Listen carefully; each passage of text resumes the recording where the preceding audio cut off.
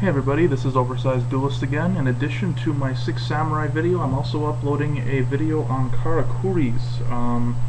They've been something I've been a little interested in ever since they came out, and with the new Storm of Ragnarok set out, I gave them a closer look and decided they're pretty fun. They're getting more support in the next set as well, and if the ban list, the new March for Limited Forbidden list comes out and slows things down a lot, I think Karakuris really do have a shot at being very high, very good decks. Maybe not like the next Infernities, but definitely competitive.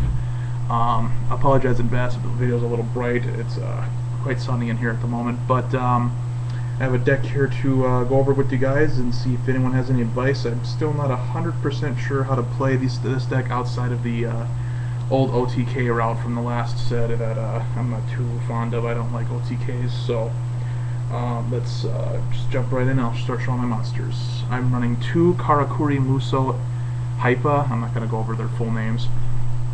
He's one of the new ones, 2100 beat stick. He goes to defense after attacking, and if he's attacked, he goes to defense position.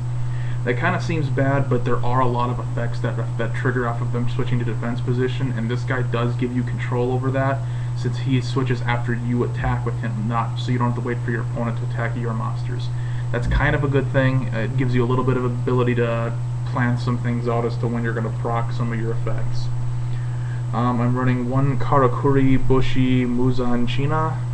He's an 1800 beat stick. If another Karakuri is destroyed, he gains 400 attack. He's kind of, you can't ever count on that happening, but it's another beat stick, and I don't have 3 Hypas. I'm running 3 of the Karakuri Ninja MDL Kuik. I'm a big fan of this guy actually. It's 1700 attack, which isn't too bad.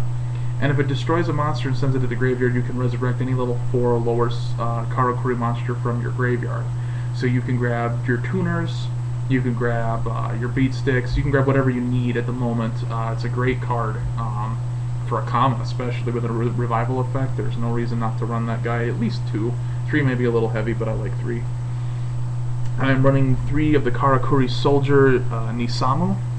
He's your Pyramid Turtle of the deck, you know, stuff, one of those recruiters where he gets destroyed by battle, you get to grab another one from the deck and summon it out. Most people say he's running 3s. I could see going down to 2 if you really need to make space for something else. 2 of the Karakuri Ninja Sazank. He's the fantastic super rare ninja from the first set he was released in. When he's flipped face up, you can send, not destroy, any face-up monster in the field to the graveyard. And when he's flipped face up, he can attack directly that turn. So that's a nice another little benefit. Nothing too big, but the sending to the monster to the graveyard is great. He kills off Stardusts and other destruct immune monsters that can really be a pain in the butt. I'm running 2 of the Karakuri Watchdog Saizen. He is the new level 4 tuner, and that's fantastic considering we just got a level 4 synchro for them as well. Great card to run. I run 2 of them easily. Some might even pop up to 3. He's resurrectable with the common ninja out of the new set, so you blow something up, grab him, sync for an 8 instantaneously. It's really nice. 3 of the Karakuri Strategist Nishipachi. Yeah, I said that right, Nishipachi. He's the level 3 tuner. He's another really great card. He's the one that helps you make the Shogun Ure synchro monster. He's the one that really kicks off those attack, defense, attack engines that your Karakuri Anatomy and Clock House and all those kind of cards require, so he's easily a run in 3. He's also machine dupable if you want to run that route. And then I run 2 of the Karakuri Merchant Inasishi.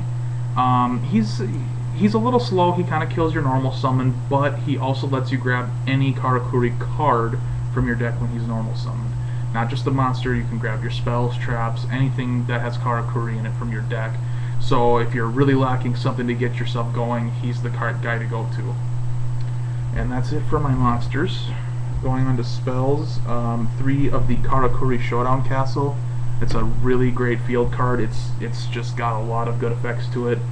It puts the attack to defense clause on your opponent's monster, so when you attack them, you can make them shift battle position. When it's destroyed, you can special summon any level 4 or higher Karakuri monster from your graveyard, so it's a great way to res your synchros. it's just it's a good card. Set one on top of the other to guarantee the effect going off. It's a nice card. No way you shouldn't run 3 of it.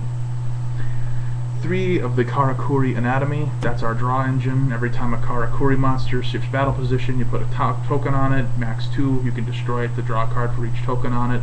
Again, no reason to not run it in 3s. It's our draw engine. We always like plussing. 3 of the Karakuri Cache. That's a new card. That's a new common from Storm of Ragnarok, and it's our search. We get to select a face-up Karakuri monster you control, add a level 4 lower Karakuri from the deck to the hand, and then change the battle position of the one on the field to boot. That's a lot of pluses in my opinion, because you can plus off of your Karakuri Anatomy with it. If you have Buredo, the new Synchro out, you can plus off of his draw effect. It's just, and then you're adding another monster to your hand, so it can conceivably turn into a +2. And then some of the common spells: Dark Hole, Cold Wave, 2 Book of Moon, 1 MST, 1 Monster Reborn, a limiter removal for those game pushes, and I run 2 Pot of Duality because you're not going to special summon every turn. In fact, there's a lot of turns where you're going to just set up a normal summon and just kind of set your board up so that way you can explode the next turn. Pot of Duality is obviously a great way to help with those setups. And then onto the traps. Again, pretty standard fare, not a lot. I don't like running a ton of traps because there's a lot of trap hate out. 1 Solemn Judgment, 2 Solemn Warning, and a Mirror Force. I think those are pretty standard. Powerful traps, a lot of negation, rush destruction, and you have more room for your spells and necessary monsters. Looking at the synchros again, I'm just going to show the ones that I feel are a little more necessary than others. You can always fill in the blanks with whatever you want. I don't have things quite as well organized here, but I think that obviously the first ones to show are the Karakuri Synchros. 3 of the Karakuri Shogun Bure. He's your level 7. The first Synchro that came out when he's Synchro summoned. You can grab any Karakuri from your deck to your field, and once per turn you can change the battle position of any monster. So you can force your opponent's monsters into defense, use your own position changing effects to get yourself some more pluses. It's a great card. Definitely run in 3s. And then 3 of the new one, the Karakuri Shogun Buredo. He's a 4-star, 2800 attack. They both have really good stats. When he's synchro summoned, just like the Shogun, you get to summon another Karakuri straight out of the deck. And also once per turn, when a Karakuri monster's battle position is changed, even his own, you get to draw a card. So just more draw power. He's got a good effect. He's got 2800 attack, which gets over just about anything. And just really, again, another run in 3s. I just got my 3rd one yesterday and was real happy. And then again, this leaves a lot of room for whatever you prefer running, more the the staples, Goyo, Bryanak, whatever. But one thing I thought I'd mention: while they're not easy to bring out, these decks can work with the Naturia synchros, more notably the Naturia Beast and Naturia Barkian. It's not easy for these 2 to be brought out. Obviously it's easier to bring these guys out and often more advantageous, but I just thought I'd note you can run these guys because every monster and every tuner in the deck, they're all Earths. So you can bring these guys out for some spell or trap negation, which is always a good thing. If the opportunity ever arises, it's always going to be a surprise to your opponent, I would imagine.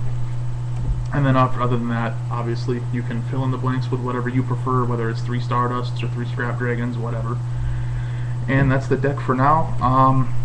I'm kind of looking for tips on this one. I haven't had much experience playing Karakuris, just an occasional fun duel here and there, and I don't seem to win too often unless my opponent's the one not getting any good cards or anything like that. The deck seems to be lacking some speed is what I'm seeing, because outside of the ninja destroying something or these guys being brought out, there's not a lot of special summoning being done, and that's obviously not working so well in this format with things like 6 Samurais out. I do know in the next set we are getting a counter trap, so that will obviously help, but if you guys have any tips on how to make the deck run a little smoother, any hidden techs that happen to work out really well, please let me know. I'd love to see some discussion going here to see how good we can make this deck at the moment. Thanks everybody, and I will talk to you later.